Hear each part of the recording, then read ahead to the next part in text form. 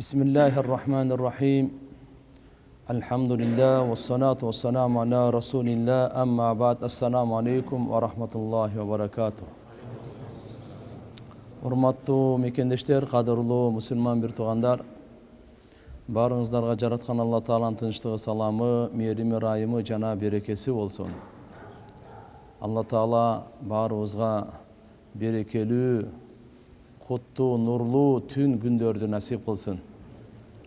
Алла Таалага шүгүр кылып, Аллага баш ийип, жакындан чырайлуу таанып, Алланы сүйүп жашап, Алладан үмүт менен коркуп, Алланы жакшы көрүп жашаганга Алла Таалам баарыбызга күч кубат берсин. Пайдалуу билим берсин Алла Таалам. Адал арамды ажырата турган, амал кылганга тоофик бериле турган, амалыбыз Алланын алдында кабыл боло турган, жараткан Алла Таалам пайдасыз билимден сактасын.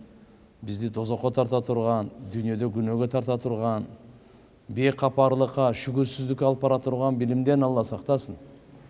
Кең рызкы берсин Алла Таалам баарыбызга жетишерлүү, адал, берекелүү Алла Субханаху ва Таала рызкы берсин. Ушундай мал мүлк Алла Таала бербей эле койсун. Артынан адамды тоң моюн кыла турган, шайтандын досу кыла турган, дозокко тарта турган байлыктан пана тилеш керек. Башка бале болуп келе турган баладан пана тилеш керек. Алла Субханаху ва Таала салих перзенттерди берсин. Имандуу перзент сурагыла деген, имандуу бала сурагыла, имандуу кыз сурагыла деген. Бу дүйнөдө дагы бизди шерменде кылбай турган, жүзүбүздү жер каратпай турган, бизди күнөөгө тартпай турган, Алланын жолунан тоспой турган, ахиретте жакабыздан тартып, дозокко тартпай турган Алла Таалам перзенттерди берсин. Амин. Ар бир күндү баалайлы, кадырлайлы, ар бир түндү. Аллаху акбар. Алланын аулияларына ар түн кадыр түн экен да. Биз кадыр түндү жылда бир эле түн окшойт деп жүрсөк, ой, Рамазан айда бир түн Алла таам сүргөн. Бирок ибадатта өткөргөнгө ар түн кадыр түн дейт. Ошон үчүн иншалла биз өзүбүз Алланын кулу катары ибадат үчүн жаралганбыз. Жакшы кулчулдук кылып ибадат кылып жашайлы. Жакшы кулчулдук кылып Алла Таалага ибадат кылып жашайлы. Аллага баш ийип жашайлы. Иншалла Алла Таалам эч качан бизди текке таштабайт. Алла Таала кор кылбайт, эч кимге зар кылбайт. Алла Таалам бактысыз кылбайт иншалла.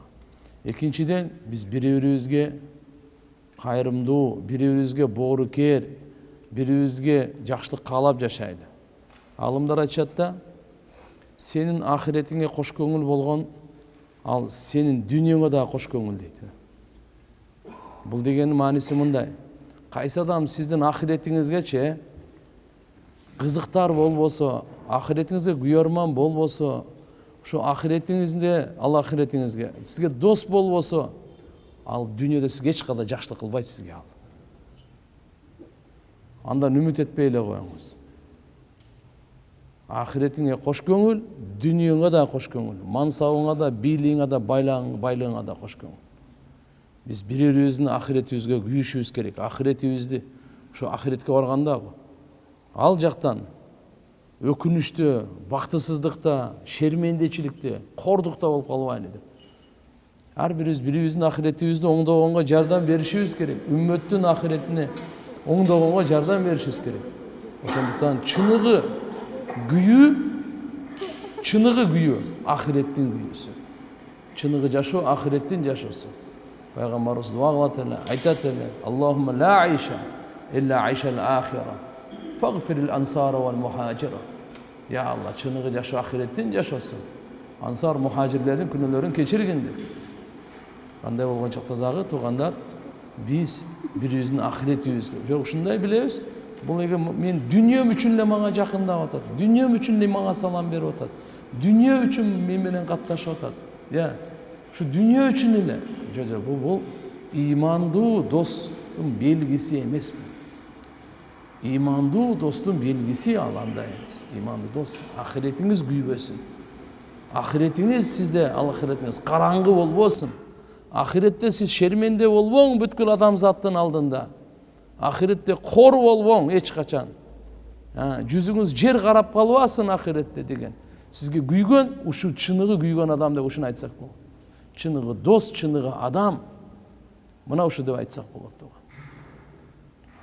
İnşallah Kur'an-ı Kerim'de Allah Subhanahu ve Teala Al-İmran suresinde "Ellezine yekulune Rabbana innena amanna faghfir lana zunubana ve qina azabannar." Es-sabirin ve-sadiqin vel-qanitin vel-munfiqin vel-mustaghfirin bil-ashar. Momundardın özgöçö 5 sıfatın ukmuş kılıp aytkan. Allah Subhanahu ve Teala'nın alar kimdir? İman keltirin. Ellezine yekulun aytışatkanda mınday depçi. Rabbana innena amanna faghfir lana zunubana. Biz iman keltirdik, bizim günahlarımızı geçirgin. Ve qina azabannar, ya Allah, azabından, azaptan saktagın bizden barыбызды. Şu momundardın sıfatları, ol en birinci aytып atkany mına uşul as-sabirin ve-sadiqin. Sabır kılıçular. Sabır kılıçu. İmandı adam sabırdı болады eкен да. Sabır bardıq жерде bizge керек eкен. Ошон үчүн бардык жерде сабырдылык кылың, сабырдылык жакшылыкка тартат, жакшылык бейишке чыгарат дейт. Бардык жерде сабыр бар дейт. Бардык жерде сабыр. Экинчиси ва-садикин, чынчыл. Биз үйрөнөйлү, аракет кылайлы. Чын сүйлөгөнгө. Кыйын болуп атса дагы, башыбызга дагы, напсыбызга жакпаса дагы, учурдагы кордукту, дүйнөнүн кордугу кыпын, ахиреттин кордугу түбөлүк. Çünkü çıdap bolsun dagı, kичине болуп калса, чын сүйлөп койгон.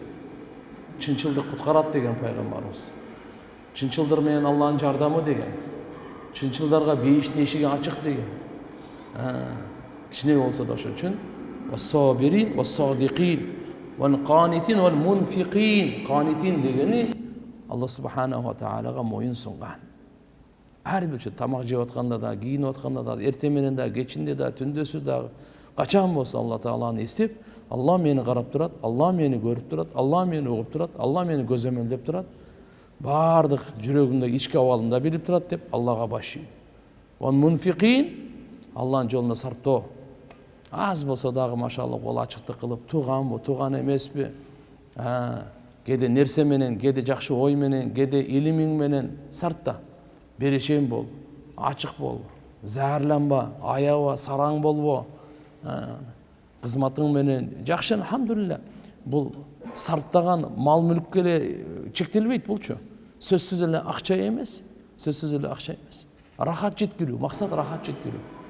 Сарптаганда кандай ооруп атат эле, акча бер, машалла урсагым тойгозуп койдуң, акча бер, дармек болуп калды, акча бер, суукта тоңуп калганда бер алып келдиң, күн ысык алып кеткен отургузуп алдың.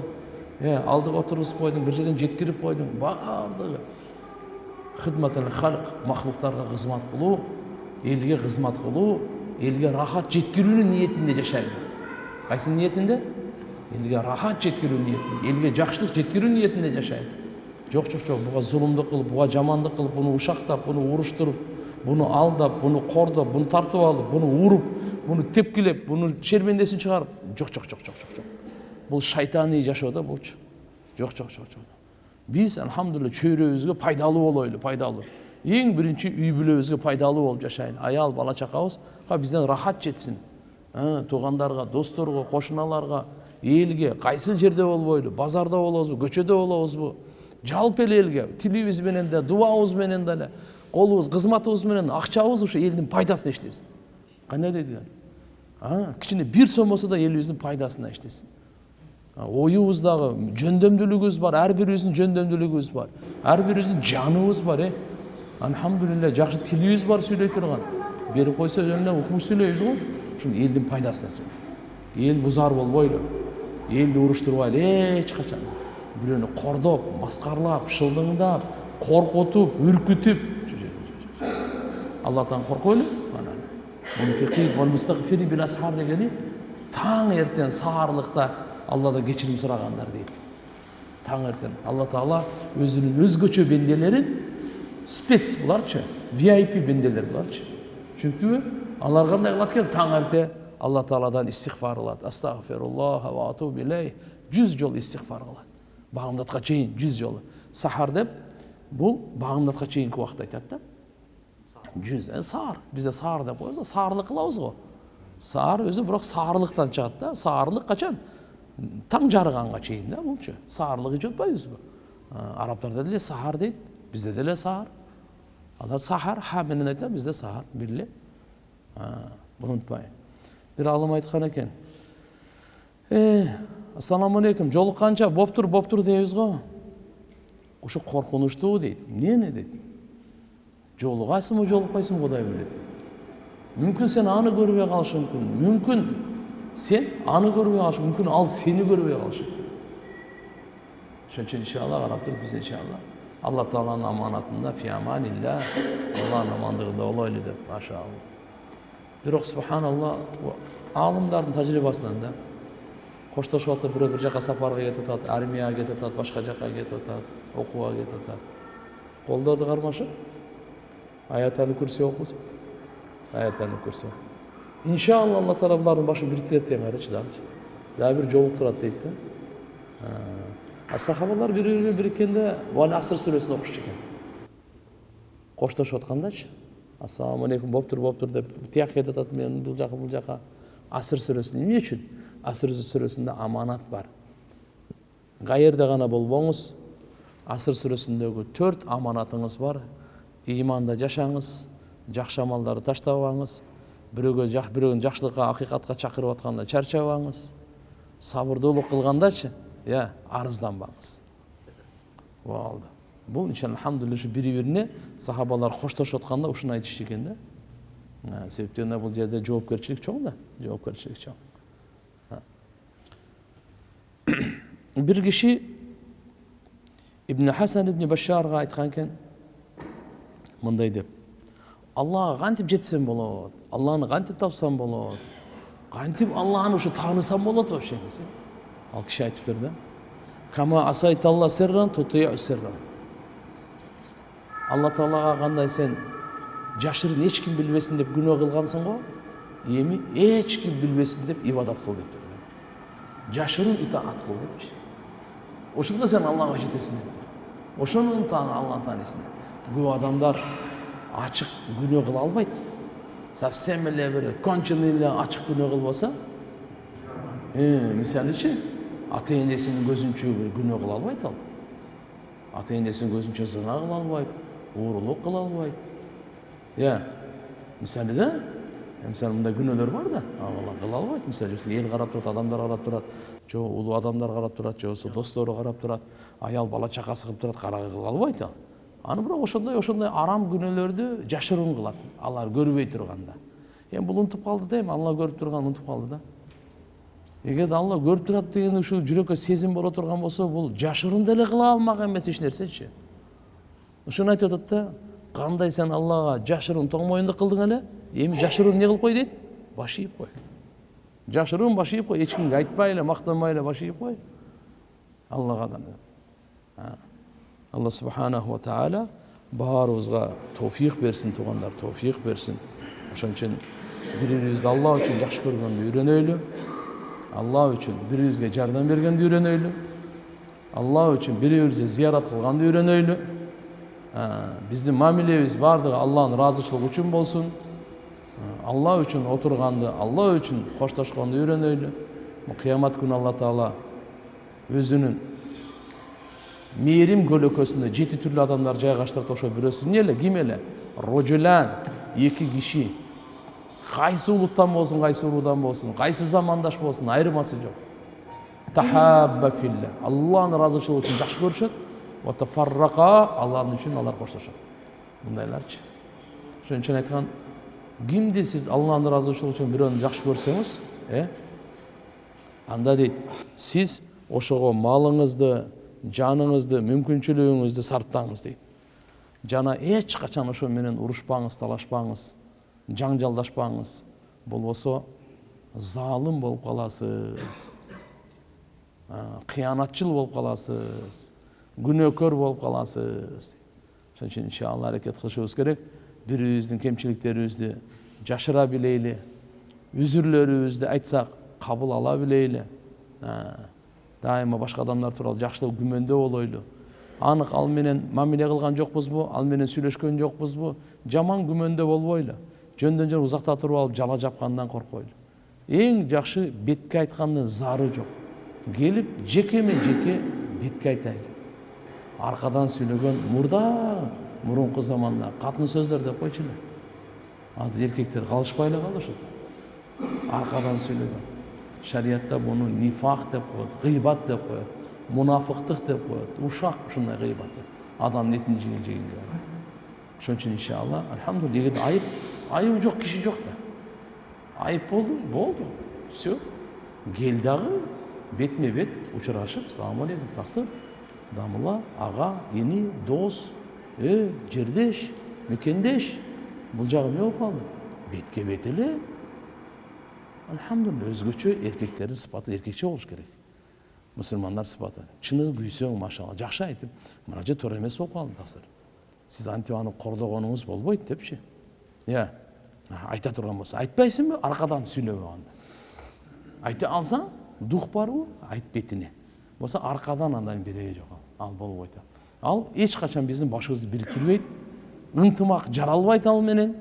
Ал менен бир туугандык эч качан түзүлбөйт. Алланын жардамы да түшпөйт туугандар. Ошон үчүн иншалла бир кемчиликтер болсо жашырган дебиш керек. Жашыра албай чыгарайын эле деп атасыңбы? Анда бетке айтып чыгарыш керек. Бетке айткандын зары жок деши. Ошол жакшыраак аркасынан ар нерсе деп тонна күнөөлөрдү алып ахиретке баргандан көрө бетке айтып коюп, жүрөгүңөн чыгарып коюп, кылды, кылбаса Алла өзү билет эми. Өзү жазалай башка кылмаган болсо да. Алла таалам иншалла баарыбызга биринчи такыбалык берсин туугандар, такыбалыктын сыпаттарын берсин баарыбызга. Пайгамбарыбыз саллаллаху алейхи ва салламдын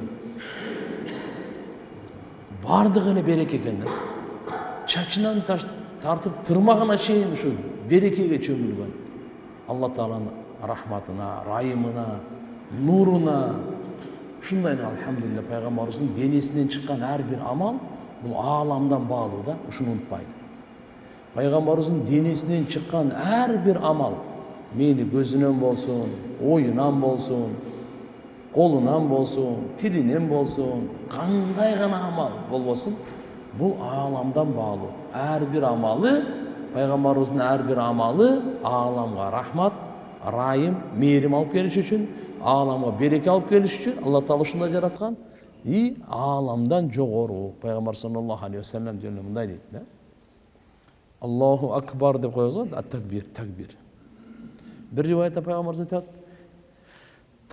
түнкү 2 рекет намаз дүнүнүн ичиндеги бардык байлыктан жакшыраак дейт. Кээ риваятта такбири ула, Аллаху акбар деген, ат-такбиратул ула. Хайру мина дуния ва ма фиха. Дүнүнүн ичиндеги бардык канча нерсе бар, ушунун бардык жакшылыктарынан, байлыгынан жакшыраак. Бир Аллаху акбар. Пайгамбардын тилинен чыккан бир сөз канчалык турат мына. Денесинен чыккан амалдар. Денесиде ушунчалык берекелүү пайгамбар саллаллаху алейхи ва салламдынчы. Ошон үчүн иншалла чачтарын пайгамбарыбыздын чачтарын табаррук алат эле да. Бүгүнкү күнгө чейин ошол 14 кылымдан бери чачтары, кээ бир учурларда чапандары, кээ бир учурларда бут кийими, алхамдулилlah, кылычы сакталып келген. Чачы сакталып келген. Тырмактарына чейин сакталып келген. Пайгамбарыбыздын денесинен чыккан эмелердин баары. Аллаху акбар. Алла таалам себеп ушундай касиеттүү кылып жараткан, ушундай улуу кылып жараткан, ушундай берекелүү, ыйык, ушундай нурлуу кылып жараткан. Ошол нурларынан, ошо ыйыктыгынан, такаддус берекелеринен табаррукан ва таъзиман үммет ушуна алып пайдаланып келген. Себеп Алла таала Мухаммад алейхиссаламды таптакыр башкача кылып жараткан да. Ушул тууралуу да каласа, бүгүнкү сабак пайгамбар саллаллаху алейхи ва салламдын колу кайсы жерге тийсе, кайсы жерде сыласа, кайсы жерге ишарат кылса, Аллаху акбар, ошол жака Алла тааланын рахматы жүздөнүп турган да. Ошол жака Алла тааланын берекеси жаап турган. Шайба ибн Усман радийаллаху анху. Ошол Мекке жеңүүсүндө ошол күнү иман келтирген экен. Бул Шайба ибн Усман Хунейнде бекем турган. Анан пайгамбар саллаллаху алейхи ва салламды чабам деп, мурда душман болуп турган да. Неме болуп учурган. Алла таала анын жүрөгүнө сүр салып койду. Пайгамбар саллаллаху алейхи ва саллам тигинин көкүрөгүнө кол койгондо, колун койгондо, фасабатал иман фи қалбихи, ошо мен деген душмандын жүрөгүнө иман отурду дейт да. Жана пайгамбар саллаллаху алейхи ва саллам алдында ал согушту дейт. Кандай болгон чакта дагы ал бир риваятта келет, пайгамбарды көрүп аркасынан фажи'ту набийя саллаллаху алейхи ва саллам мин халфихи Arkasından geldim daha fadanautu. Жақын бардым. Summa danautu. Daha жақын бардым. Hatta idan lam yapqa illa an atirahu. Ушуга чейин бардым, аны өлтүргөнгө жақын бардым уже. Бисайф, кылыч менен. Ваqa ali shihab min nar. Bir жактан эле келип чок түшкөндө буганчы. Түшүнбөй калган бул чок каяктан. Пайгамбар саллаллаху жақын калды. Кылыч менен чабайын дегенде асманда буга колуна чок түштү да. Фаражату кара дейт. Арка ошо ойдон кетеңчи деп кача калдым дейт. Анда фалтафатту иля наби саллаллаху алейhi аннаби саллаллаху алейhi вассалам пайгамбарыбыз мага жүздөндү дагы айтты. Таал я шайба. Шайба, бергел деди. Фавада ядаху мен уже кармалып калдым да. Колуна дейт көкүрөгүмө фавада ядаху саллаллаху алейhi вассалам ала садри көкүрөгүмө колун койду дагы. Фарафату илейхи басари. Мен болсо мындай кылып туруп көзүмдү карадым дейт. Мен көкүрөгүмө койгондочу. Ва хуа ахаб. Şu көкүрөгүмө койгондон кийин эле эң жек көргөн дүйнөдөгү адам эң сүйкүмдүү болуп калды мага дейт да. Эң сүйкүмдүү болуп калды. Ва хуа ахаббу илейя мин сам'i ва басари. Шунчалык мен өзүмдүн кулагыман дагы, өзүмдүн көзүмдөн дагы сүйкүмдүү болуп калды пайгамбар Мухаммад алейхиссалам. Эми караңыз, бир абалдан экинчи абалга эң жек көргөн киши момент эле эң сүйкүмдүү кишиге айланып калганы пайгамбар саллаллаху алейхи вассаламдын көкүрөгүнө колун берекелүү шарапаттуу колун бир коюп колун койгондо эле ушунун берекеси канча. Абу Махдура деген риваятта. Абу Махдура бул дагы башагы бул азан айтчу да. Ушунун окуясында мынакей Сунан Абу Дауд, Тирмизилерде, Муснад Ахмадда келет. Абу Махдура деп өзү айтып атат да. Мен бир жол бир канча кишилер менен чыктык эле Хунейндин жолуна баратканбыз дейт. Пайгамбар саллаллаху алейхи вассалам Хунейн деген согуш болду, чоң газап болгондо. Ошол жерден кайтып келаткан экен. Фалакияна Расулуллах саллаллаху алейхи пайгамбарыбыз менен жолугуп калды дагы. Анан пайгамбарыбыздын азанчысы азан айтты дейт. فأذن مؤذن رسول الله صلى الله عليه وسلم بالصلاة عند رسول الله صلى الله عليه وسلم. Пайгамбарыбыздын алдына азан айтканда, булар исламды кабыл ала элек да. О, тияктан барып туруп угаттагы буларды туура айтты, маскаралашат да. Кыйкырып маскаралашкан адамдар болгон да булар. فسمعت صوت المؤذن ونحن متنكبون فصرخنا نحكيه ونستهزئ به дейт. Биз о четке качтык дагы дейт. Андан кийин ошо кыйкырдык дейт, ошону туурапчы, маскарлап. Фасамия Расулуллах саллаллаху алейхи вассалам саут. Биз ушунда кыйкырып айтып атканыбызды, туурап маскарлап атканыбызды угуп калды. Бизге киши жиберди. Анан биз бир топ балдар элек. Өзүнүн алдына алып келди. Пайгамбарыбыз айтыптыр. Айюкум аллади сами'ту саутаху инда иртифа. Эй, силердин кимиңер азыр кыйкырып азанды айтып турадыңар деген экен. Баардык ошол жерде турган балдар фа ашарал қоум куллухум илейя мага ишарат кылып кой дейт. Мен тураган болчумун да, мени сатып коюш дейт баардыгы. Ва тасаддaqu алардын баары тасыктады, ошо айткан, ошо тураган депчи. Фа арсалахум куллахум пайгамбарыбыз ошо калган чегедегинде балдардын баарын кетирди, бар кет деп. Буну алып калды. Ва хабасани фaqala qum fa'adin bisan айтып берди. Тур дагы азанды айт деп кайрачы. Бу тура болуп атканда пайгамбарыбыздын азанчысынчы. Пайгамбарыбыз айтат, тур дагы азанды айт кайра деп. Фақумту вала шай акрах илейми Расул саллаллаху алейхи вассалам. Мында мен жек көрүп турдум. Эң жаман көргөнүм ушу Мухаммад эле дейт да болчу. Абу Махзура айтат. Вала мимма я'муруни бихи. Жанагы мага айтканы да аябай жакпады. Тур азан айт дегеничи. Турдум дейт, анан жыгылам анан. Фақумту байна яди Расулуллах саллаллаху алейхи вассалам. Мен турсам пайгамбарыбыз алдында. Пайгамбарыбыз мага мен унутуп калдым да кандай айтыларынчы. Айтып атат да. Фаалqa илейя Расулуллах саллаллаху алейхи вассалам та'дин. Азанды мындай айтасың. Аллаху акбар деп айтасың. Айт dedi. Huwa айтат нафсу. Фақала мен ана айтты. Аллаху акбар. Акырдык азанга чейин. Ушунун баардыгы мен айттым дейт азан. Андан кийин мага пайгамбар саллаллаху алейхи вассалам дуа кылды дейт. Мен азанды бүтүргөндө мага дуа кылды. Жана мага бир мындай кап мешочтун деп койчу элек кичинекей. Жок. Ну, калтада бизде баштык, кичинекей баштык. Кичинекей баштык ичинде күмүш бар экен. Фа атали суррatan fiha shay min fiddatin. Бир аз күмүш бар экен. Ошону берди дагы пайгамбар Мухаммад алейхиссалам. Менин мол насия деп коет. Мына бул пешине болсо, мына мына деп коет насия деп. Маңдайы. Мына ушул жерге анан кийин пайгамбарыбыз вада ядаху ала насияти Аби Махдура шер коюп Анан кийин сумма аммара ала ваджхи, мындай бетине мындай сылаптыр 2 жолу. Нере коюп, дагы бетине сылаптыр 2 жолу. Hatta balagat yadı Resulullah sallallahu aleyhi ve sellem surrata Abi Mahzura şunu ıslap götürüp gindikine çeyin bunu ıslaptır. Gindikine çeyin ıslaptır. Sümme kal Resulullah sallallahu aleyhi ve sellem ondan kine ettir. Barakallahu fik. Allah Teala sana bereke versin diye dua kıldı deydi. Abu Mahzura ayet. Fakultu ya Resulallah men ayttim. Murni bi ta'zim bi Makka. Mekke'ye aytpaysın men mağa buyruk vermeysiz oşol azan aytıp durayın depçi. Peygamberimiz aytып, "Boldu men sana buyruk berem, oşol jaka aytasın." Abu Mahzura aytat, "Allahu akbar, peygamberimizni jek көргөндүм, bardı qaytıp peygamberimizni jakşı görü gelip kaldı. Öte jakşı görüp kaldım" dedi. Bir rivayette Abu Mahzura uşul çaçın aldırmay жүрдү deydi. O kökül koyup turgan jeri aldırmay жүрдү. Wala yajuzzu nasiyatahu wala yafriquha. Anı çaçın bölbey da жүрдү. Emne üçin peygamberimiz kolun koygon depçi. Berekesi kalsın dep. Giyin anan alhamdulillah Bilal radıyallahu anh biraz aytadilar, Abu Mahzura aytadilar. Bu jagында. Harmala binti Zayd degen bolgon.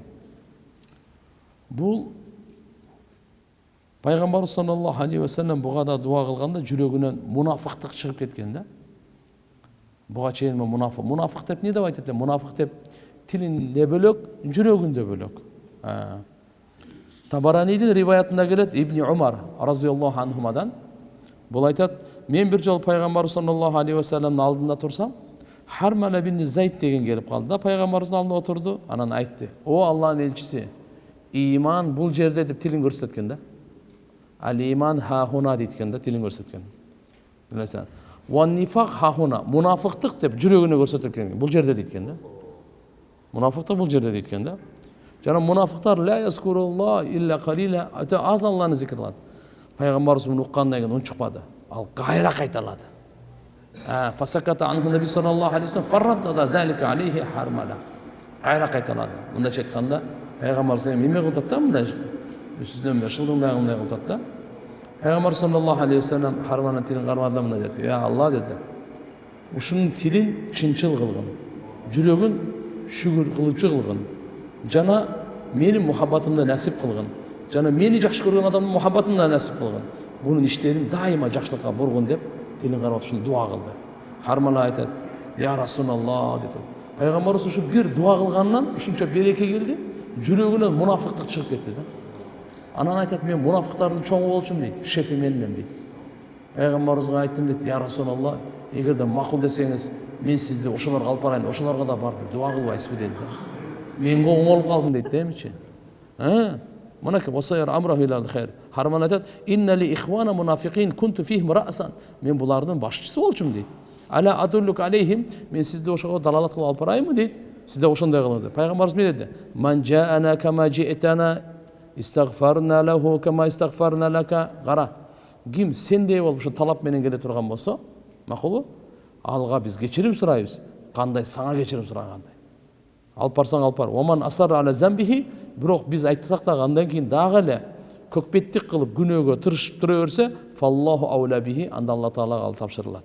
Wala nakhriq ala ahadi sitra. Bizde ушундай ereje, bizdin uranыбыз бирөөнүн аберин ачуу эмес dedi. Эгерде бирөөнүн кемчилдиги барбы, кемчилдигин жоюу биздин ишибиз ушул. Бирок бирөөнү шерменде кылып экинчи адамдын алдында аберин ачуу биздин ишибиз эмес dedi. Биздин адатыбыз, биздин жолубуз андай эмес dedi. Бирөөнүн алдына шерменде кылуу эмес dedi. Qatada ibn Milhan Peygamber sallallahu aleyhi ve sellem жүзүнө ушундай сылaganda жүзү күзгү болуп калды дейт. Бияктан өткөн адам көрүнө тургандайчы. Аллаху акбар. Абил Ала ibn Умайр айтат, "Мен Qatada ibn Milhandын жанында бар элем" дейт. Ачан неме өткөндө дүйнөдөн кайтайын хадара дейт, өлүм төшөгү учур экен да. Фамарра рожул фи аксал дар. O үйдүн четинде бир киши өтүп баратты дейт. Фа абсарту фи вачи Qatada. Ушу мен Qataданын жүзүнөн ошо кишини көрдүм дейт. Мага күзгү болуп калды. Жалтырап калды. Аллах акбар, ушунун жүзүнөн тияк көрүнүп турат экен. Кандай деген касиет. Аллах акбар. İmam Ahmad rahimahullah ушуну айтат. Ва кунту идар айту кана ала вajhi dihan. Алдындай майлашкан эле болчу. мындай көрүнгүн жөнөкөй адамдыкындай эле. Бир пайгамбар саллаллаху алейхи вассалам ушундай берекелүү колун жүзүнө тартканда, аны тияктан ушу күзгүдөй апапакай нурлуу болуп, жөнөкөй эмес, тиги жактагы адам көрүнө турган болуп калды.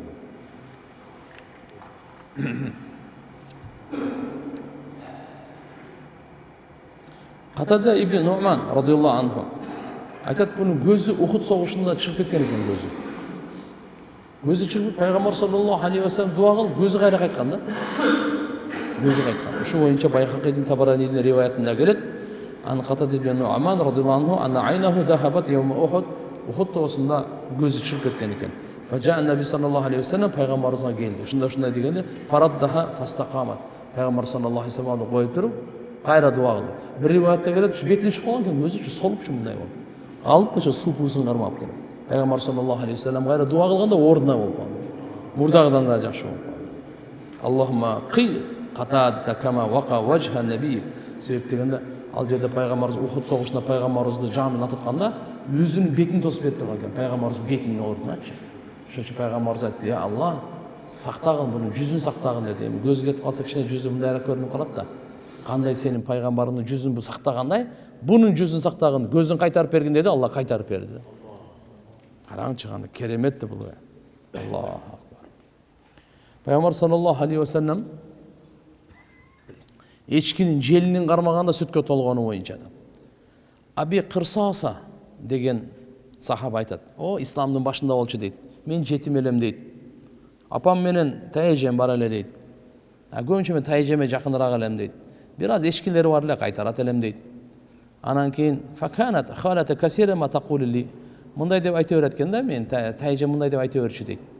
Ya buna ya ey balam la tamur ila hadar rajul. Sen qara. Ona kişi var go, oşaga aşı jakındaba deytkende. Peygamberimiz kende. Aga jakındaba sen sıyqırlap koyat deytkende. Aytatken ta'ani annabi sallallahu aleyhi ve sellem fa yughwiyak ve yudillak. Seni adaştırıp koyat. Seni azgırıp joldan urup koyat sen. Sen ağa hiç çıkın jakında var. Abdullah aytadi fakuntu akhruju hatta atal mar'a men aytadi men barat elem deydi. Çıgat elem echkilerdi aydap alып, o şuna jayıt kalıp barıp koy berip eretken dagıçı. Wa atruhu shu haywati echkini taşlap koyup durup wa atan nabi peygamberimizin aldına barıp ketdi bu. Böyle fala azalu asma minhu an sözünü uğam deydi. Sözünü uğam deydi. Anan keyin geç bolat go summa rawih ganami. Oşa koylar echkilerin geç aydap kelen deydi. Zumran ya bisatı doro arık deydi. Echki koylar arık. Jelinderi bardı, qorgap kalgan deydi. Anan kim tayejeme aytadi deydi. Vaqalat eti khalati. Ma li ganamik ya bisatı doro. Sen bunu echki koylarına ne oldu? Jelinderi qorgap kalgan go deb aytadi deydi. Anan men aytip koyam. La adri bilbeyim ne bolup atkany. Ertesi günde kodum uşunday bolat deydi. Anan peygamberimizden uqtum deydi bunday sözdü. Ya Yuhannas hajaru ve tamassaku bil İslam fa innal hicra la tanqati ma damal jihad. Ey adamlar, sizler hicret kılgıla, İslam'da beken tutungıla, hicret kılu, kaçan Allah subhanahu wa ta'ala, gazat kaçan kaçayım var, hiç kaçan toktavaydı deyip aytkan eken. Üçüncü günü uşunday olup kaldı dağı, anan men İslam'da kabul aldım, peygamberimize kol verdim, uçraştım, aytat, hatta aslamtu ve bayatuhu ve safahtuhu ve şakavtu ileyhi amra khalati ve amra ganami. Men kol verip İslam'da kabul alganımda peygamberimiz uçraşkandan keyin peygamberimize ayttım, arızdandım deydi. Ya Rasulullah, men tayejim gün sayın uğraşıp ata, mına echkiler, koylar bolsa, arık bolup ele, hiç kандай jelini tolubay ele, süt bolubay ata. Dese peygamber faqala li Rasul sallallahu aleyhi ve sellem, "Ji'ti bi şia." Aydap gel dedi ana, echki koylarını aydap gel dedi. Bul aytat, men faji'tuhu bihinna. Peygamberimizin aldına aydap geldim deydi. Famasaha zuhurahum ve duru'ahum. Peygamber sallallahu aleyhi ve sellem oşol echki koylarının belinden sılap koydu deydi.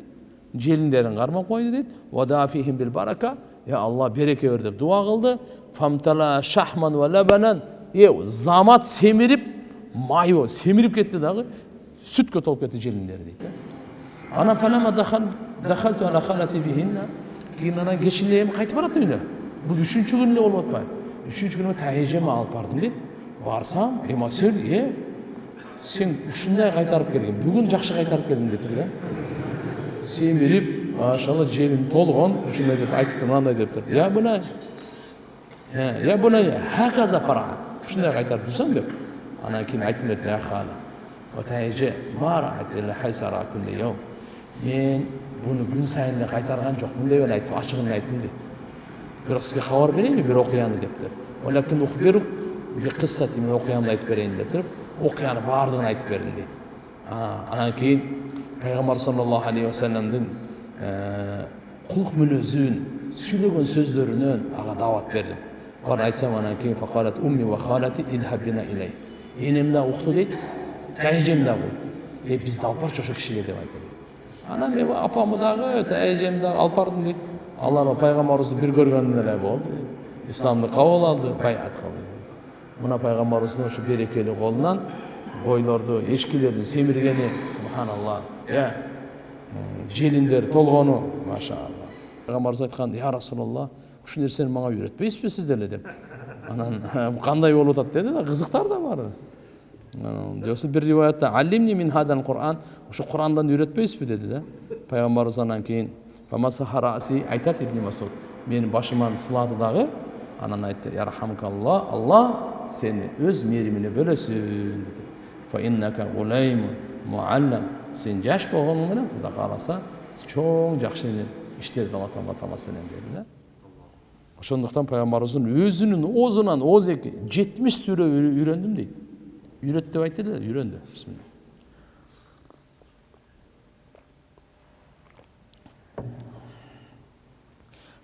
Сахабалар ушунчалык жакшы көрөт эле пайгамбарыбызды.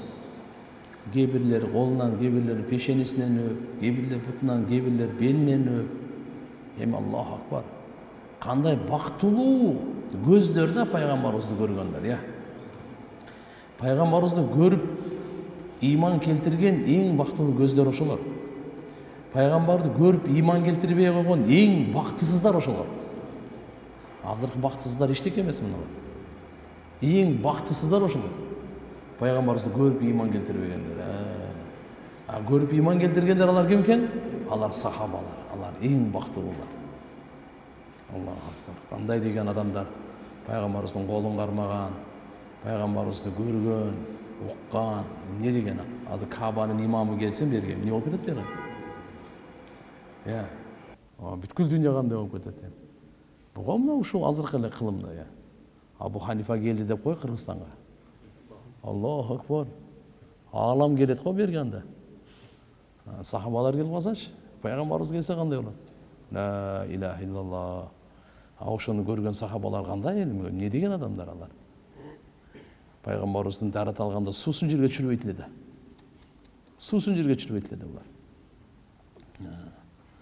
Усама бин Шарик айтат, Пайгамбар саллаллаху алейхи ва салламга мен келдим дейт, сахабалар пайгамбарыбыздын алдында ушунчалык адеп менен отурат эле дейт. Атайту Расулуллах саллаллаху алейхи ва саллам ва асхабуху кааннахум ала руусихим ат-тайр. Алардын баштарынын үстүндө ошо чымчык отургандай отурат эле. Чымчык билесизби? Кыймылдап отурсаңыз башыңызга чымчык келип конот да. Кичине мындай кылып койсоңуз конбойт ал болду. Кыймылдасаңыз сахабалар пайгамбарыбыздын алдында отурганда баштарына чымчык конуп тургандай отурат эле дейт. Көз ирмебей ушу көзгө көз тутуп батып отурат эле. Эч кандай тияк бияктан кыймылдабай. Анан айтат, "Фасалламту, сумма каатту". Мен дагы барып калдым эле дейт. "Ассаламу алейкум" дедим да отурдум. Адеп менен. Фаламма кама мин индихи жаалу юкаббилуна ядаху. Кара мажлис бүткөндөн кийин барып туруп эле пайгамбарыбыздын колун өбө башташты. Шарик айтат, "Мен дагы пайгамбарыбыздын колун кармадым" дейт. Кармасам Аллаху акбар. Мисктин жытынан да ошончо бар жыттанган ушундай жыт, жагымдуу жыт чыгып аткан экен. Кандай болбосо сахабалар пайгамбар саллаллаху алейхи ва салламдын колунан өп, пешенесинен өп, бир жолунан окуя айтып берейин. Hazret Bayhaqide Tabarani'de rivayetine gelir, Mazid ibn Malik'ten. Al aytat, Peygamber sallallahu aleyhi ve sellem'den sahabalarına bir söz bulup atkan illa. Peygamber aytır. Sayatla aleykum min hahuna rakbun hum min khayri ahli maşrik. Sizlerge azamın jerden bir top kişiler gelet deptir. Alar çıgış elinin en mıhtı adamlar uşlar deptir da. Şöyle oturuşkan bolçu. Hazret Umar radıyallahu anh аяба естүү эле пайгамбарыбыз айтканда жөн айткан жок деп ордунан тура калгандагы караса эле тияктан бир аз убакыттан өтпөй эле чыгыш жактан келет. 13 киши Анан эле сурады: Фақала лахум манил қавм, силер қайсы қауымсыңар деді. Алар айтты: мин бани Абдул Қайс, Абдул Қайс урусунанбыз деді. Абдул Қайс урусунан деді. Ал айтты: ман ақтамакум хадихил билад ат-тижара қалла. Мына ушул немеден шаардан силерге алдын иктама кадап келген сода үчүн келдиңер бе? Алар жок деді. Жок, кадам таштап келгениңер жок, сода үчүн эмес. Анан кийин айтты алар: Пайгамбар саллаллаху алейхи ва саллям азыр силерди айтып атат эле деп Умар айтты. Азыр, амма инна наби саллаллаху алейхи ва саллям кад закаракум анифан. Азыр силерди мынакей зикир кылып турат эле dedi. Сумма машамахум Хазрат Умар ошолордон бирге барды, пайгамбардын алдына келди. Умар разияллаху коомго айтты: мына силер каалап келген, издеп келген пайгамбар мына деп пайгамбарыбызга алып келип туруп, аларга жол башчы болуп келип туруп көрсөтүп берди. Алардын төбө менен келаткан, улоосу менен келаткан, кейбирлер коюп, кейбирлер шашып барып эле пайгамбарыбыз саллаллаху алейхи учурашып эле, зиярат кылып эле, кол баштан өп баштады. А булардын немеси Ашач деген эң чоңу, анын бир кичине немеси бар экен, сандыкчасы бар экен. Сандыкчасында кийими бар экен, эки кийим, экөө тең аппак экен. Кел сапардан келген да, пайгамбарыбыз жүгүрүп эле барган жок. Төбөсүн байлады, кийимдерин алмаштырды, бети колун жууду, зиярат надебин кылып отуруп да. Анан кийин барып туруп пайгамбар саллаллаху алейхи ва саллям учурашып, колун өптү. Пайгамбар саллаллаху алейхи ва саллям айтты: инна фик хаслатайн деп угуп алыңыз.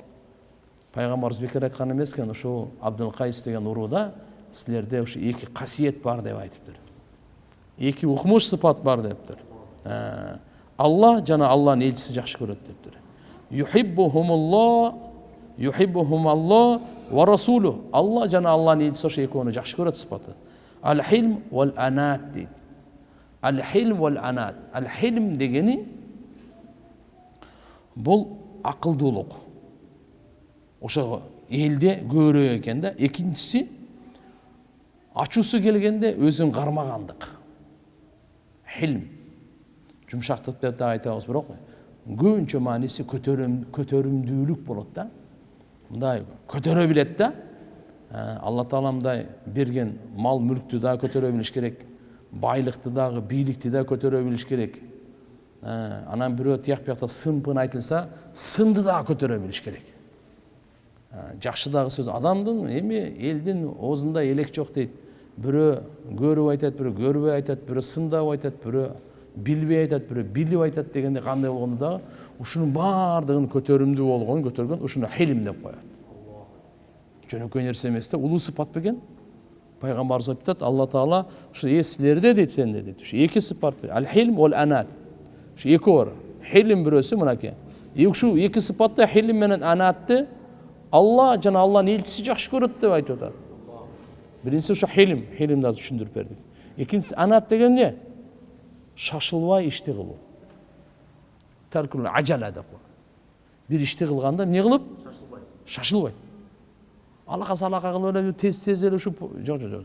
Бардым токтоо, өзүн кармап, алат. Ушундай бар экен да, бул экөөнүн, ушу сыпат бар экен да. Анан кийин Факала бул айтты. Караңызчы кандай акылдуулугун. Я Расулаллах. Ахуллатайн, жос ау хаслатайн. Тахаллакту бихима ам жабалани Аллаху алейхима. Сиз айтып аткан бул эки касиетти, ушул эки касиет мен өзүмдөбү же Алла мага бизге жаратып берип койгон ошону деди да. Суроону кара.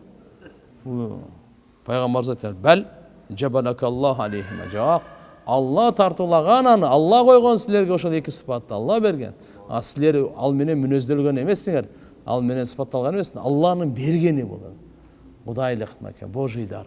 Кудайлык менен берген деди да. Анан Алла айтты: "Алхамдулиллахиллади жабалани ала хаслатайн. Юхиббухум Аллах ва расулу." Айтты Алла Таалага бардык мактоо болсун, Алла Таала бизге ошондой эки касиетти бергенине, ошо эки сыпатты бергенине, биздин элибизге, уруубузга ошону бергенине Аллага шүгүр болсун деп. Алла Таалага мынакей ошону бизге жаратып берип койгонуна. Ал кайсы экен? Хилм жана анат. Түшүнүктүүбү? Хилим деген кандай? Өзүн кармоон айтат. Көтөрүмдүү болуу. көтөрүмдүү бол, өзүң кармай биле, акылдуулук менен кадам таштап. Анаты болсо, анаты шашыл баштап. Шашмай эмес. Bir rivayette келет, пайгамбардан сураптыр, "Кадиман кана фия ам хадисан?"